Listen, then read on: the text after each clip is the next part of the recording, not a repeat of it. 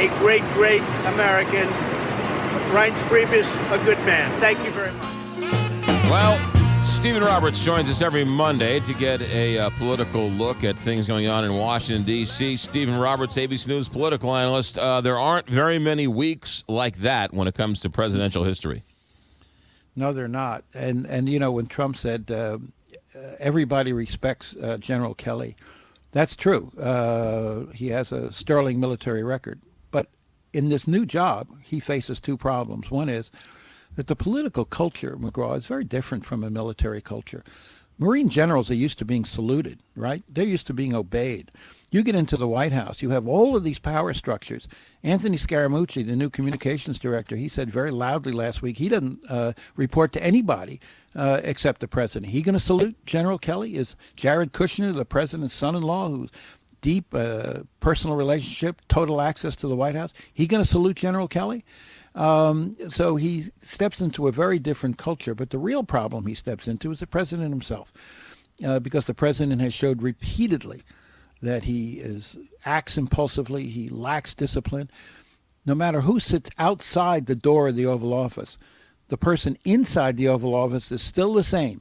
He's a 71-year-old man who has very deep-grained habits, and he is the notion that he somehow is going to change, I think, is ridiculous. Is John Kelly going to confiscate his phone so he can't tweet? Is he confiscate his cable TV set so he can't sit there watching obsessively and reacting in fury?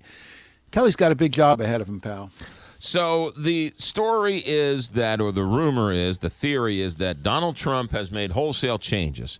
Sean Spicer's out, Reince Priebus is out, and he's going to pivot away from the traditional conservative Republican ideology and go off and do some variation of Democrat, conservative, middle of the road, third way, or whatever.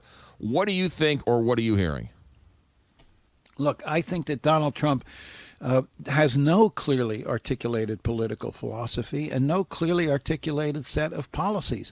You saw that in the healthcare debate. He barely scratched the surface in terms of his understanding of the options. He flip-flopped back and forth. First he was for repeal and replace, then he was for repeal only, then he was for another bill. It's clear that the man has no grasp or no interest in grasping the details of policy. He wants to put points on the board. He wants to win, and he doesn't really care what that win is. So I think he becomes an increasingly isolated figure when it comes to policy debates. But what is very clear here, and you and I have discussed this before, is the willingness, the growing willingness of Republican office holders to defy this president. Yes, his core supporters are still fervently behind him.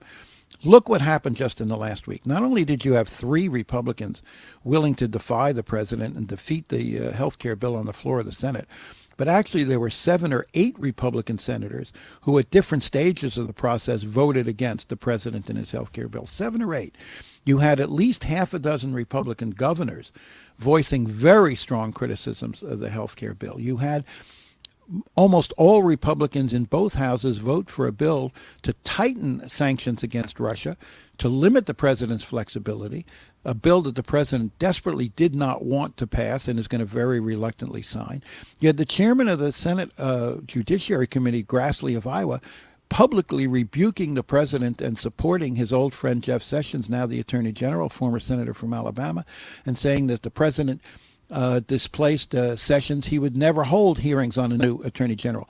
All of those benchmarks, McGraw, tell me that Republican lawmakers and Republican officials are increasingly edgy and anxious about this president's leadership and increasingly willing to defy him. Well, to that point, nobody has been more loyal to President Trump than Jeff Sessions. He was there at the worst of it during the campaign and still stuck by him. And what does he get rewarded for it?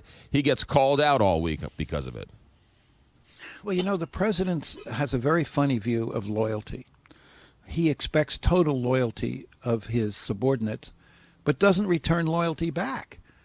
Look at how many people he has already jettisoned from his administration, whether Michael Flynn is National Security Advisor after a couple of weeks, Reince Priebus, the White House chief of staff, Sean Spicer, the communications director, the press spokesman. And he's been vicious toward Jeff Sessions. Jeff Sessions was the first and for a long time the only Republican senator who supported Donald Trump at a time when Donald Trump badly needed that kind of endorsement from establishment Republicans. And yet he has gone on Twitter repeatedly, called him weak, called him beleaguered, openly invited him to resign because he didn't really want to fire him.